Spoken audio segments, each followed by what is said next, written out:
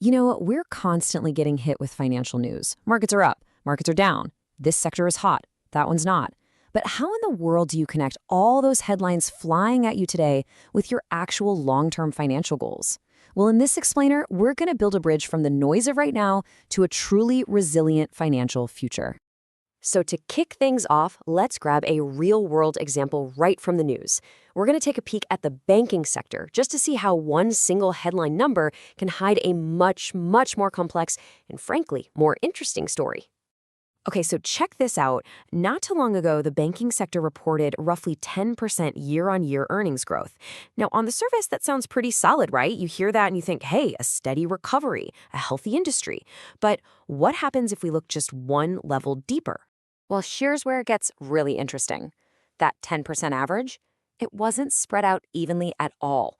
The state-owned banks, or PSU banks, saw their earnings skyrocket by about 18%. And private banks? They were basically flat. So right away, you see that underneath one pretty good number, you've got two totally different stories playing out. And get this, even with that fantastic growth from the PSU banks, analysts are still kind of waving some yellow flags. They're pointing to things like slowing deposit growth and just fierce competition, which are squeezing profit margins. The big takeaway here is that even good news can come with a few asterisks. The market is never as simple as a single headline. And that, right there, brings us to the absolute heart of what we're talking about today. I mean, if the daily news is this complicated and this contradictory, then reacting to every single headline is just a recipe for disaster. So how do we make that big pivot from chasing short-term noise to building a long-term strategy? I really want you to think about this question for a second. This is the fundamental challenge that every single one of us faces as an investor. And the answer? It's not about trying to perfectly predict the next market move. Nope. It's about building something that can withstand all the moves you can't predict. Okay, so what's the solution? Let's shift gears. Instead of thinking about investing as a reaction, I want you to think of it more like a construction project. We're not chasing headlines, we are carefully laying a solid foundation, brick by brick. And the blueprint for that foundation is something called Strategic Asset Allocation, or SAA for short. I mean, this image just says it all, doesn't it? You would never, ever build a skyscraper on a shaky foundation. And your financial future deserves that exact same level of robust engineering. We call this a foundation portfolio, and it's designed to be your core, to see you through all the market cycles and storms. So what on earth is strategic asset allocation? Put simply, it's your long-term game plan. It's the deliberate, thoughtful process of deciding how to split your investments among different categories, like stocks, bonds, cash, based on your specific goals and how much risk you're actually comfortable taking. It's the master plan for your entire financial structure. And the pros, like the folks at Standard Chartered, follow a really clear process.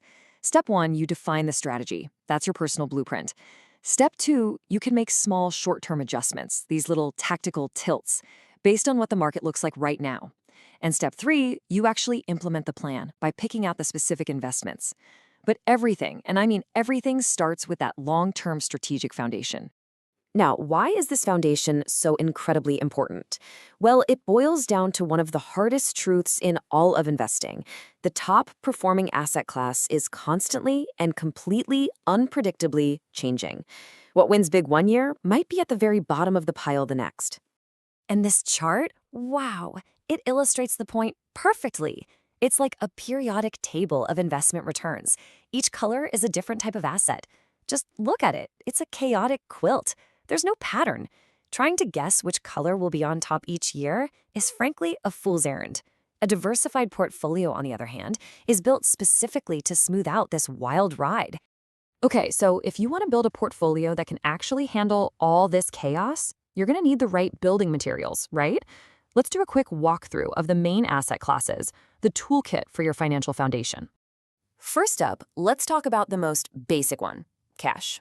Think of cash as your safety net. It's stable, it's easy to get to, and it gives you the flexibility, the firepower to jump on great opportunities when other assets go on sale during a market dip. The main risk? Well, it's holding too much of it for too long because inflation can just slowly eat away at its buying power. All right, next up in our toolkit, let's talk about bonds. The easiest way to think about bonds is that they're basically loans that you make to a government or a big company. And in return for that loan, they pay you interest.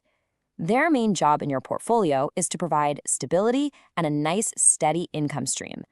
When other, more volatile things like stocks are having a bad day, bonds often act as that stabilizing anchor.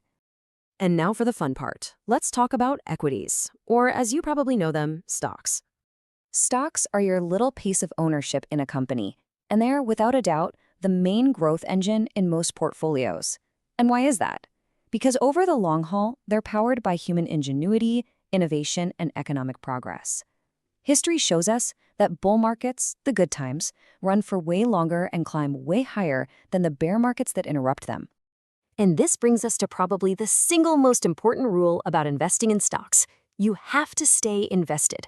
This data is so powerful because it shows that the market's absolute worst days are almost always clustered right next to its absolute best days. So if you panic and sell during a downturn, you don't just lock in your losses, you are almost guaranteed to miss the sharpest part of the recovery. I mean, look at this. Missing just the 10 best days can absolutely crush your long-term returns.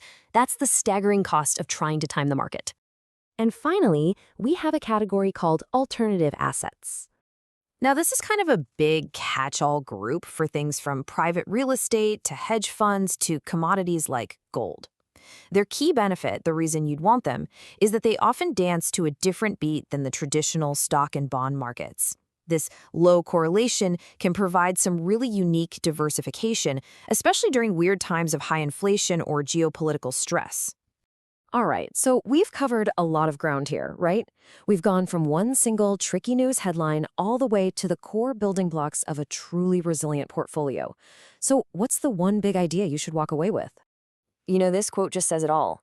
The path to more stable, long-term returns isn't about perfectly reacting to today's news. It's about having a thoughtful, disciplined plan that spreads your investments across all these different asset classes, creating a portfolio that is truly designed for the long haul. So I'll leave you with this one question to think about. Is your financial strategy just a reaction to all the noise? Or is it a foundation carefully engineered to help you achieve your goals no matter what the headlines say tomorrow? Thanks for tuning in.